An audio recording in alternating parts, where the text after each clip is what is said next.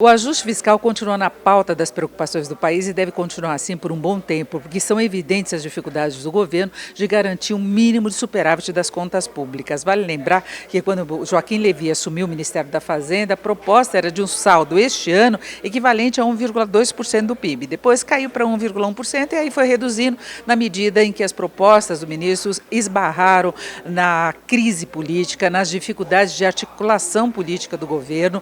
Várias medidas demoraram muito para ser aprovadas, foram cortadas pela metade, não produziram o resultado esperado. E do lado de corte de gastos, tem também a dificuldade política. A presidente Dilma ainda está brigando para tentar formar um ministério que assegure o mínimo de base de apoio, e aí, nesse caso, nem é para a aprovação de medidas relevantes no campo econômico, não. Ela quer garantia maior no caso de abertura de um eventual processo de impeachment. Mas essa é uma outra história. Em relação ao ajuste fiscal, o governo chegou a apresentar uma proposta para o ano que vem, já prevendo um déficit do orçamento. Foi o que precipitou o rebaixamento da nota de avaliação do Brasil pelo Standard & Poor's. Aí, para tentar corrigir o estrago feito, eles apresentaram uma proposta aí bem mais modesta de um superávit no ano que vem de apenas 0,15% do PIB. Mas a evolução das contas e as discussões do Congresso referentes a esse pacote não trazem um ânimo maior. Para começar, em vez de superávit neste ano, até o mês de agosto, as contas públicas apresentaram um déficit de 14 bilhões de reais. Foi o pior desempenho em 19 anos.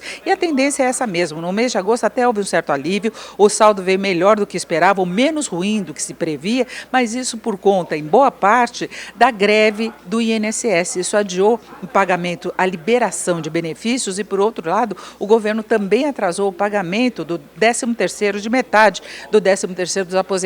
Então, a despesa diminuiu momentaneamente, garantiu um resultado um pouquinho melhor no mês de agosto, mas a evolução das contas não dá muita expectativa mais favorável, não. Inclusive, a probabilidade maior é de que o governo feche este ano com as contas no vermelho. E aí fica o processo para o ano que vem, é ver se esse ajuste sai. CPMF vai ser aprovada? A resistência é muito grande de toda a sociedade, dos parlamentares, da oposição e até da base de apoio do governo, porque é um imposto muito ruim. Mas lembrar que lá atrás o PT, o partido do governo, brigou contra a manutenção desse imposto. E agora a situação está inversa entre oposição e situação. Mas o fato é que o governo precisa disso para fechar as contas. E agora dá até para entender por que ele insistiu tanto na volta da CPMF, mesmo sendo um imposto que enfrenta tanta resistência. É que havia já o plano de reajuste dos combustíveis. Se ele recorresse ao instrumento mais fácil, que seria a elevação da alíquota da CID, que é o imposto que incide sobre os combustíveis, agora o aumento dos preços seria ainda mais forte e teria um impacto ainda mais pesado sobre a inflação que já beira os 2 dígitos na projeção para o fechamento deste ano. Então, o que temos é isso, é muito impasse em torno da proposta de ajuste fiscal para o próximo ano, uma evolução horrorosa das contas públicas neste ano, as dificuldades do governo de negociação política para a implementação de qualquer mudança maior, e aí até se fala em reformas estruturantes, como na Previdência, mas qual o ambiente político para que isso ocorra?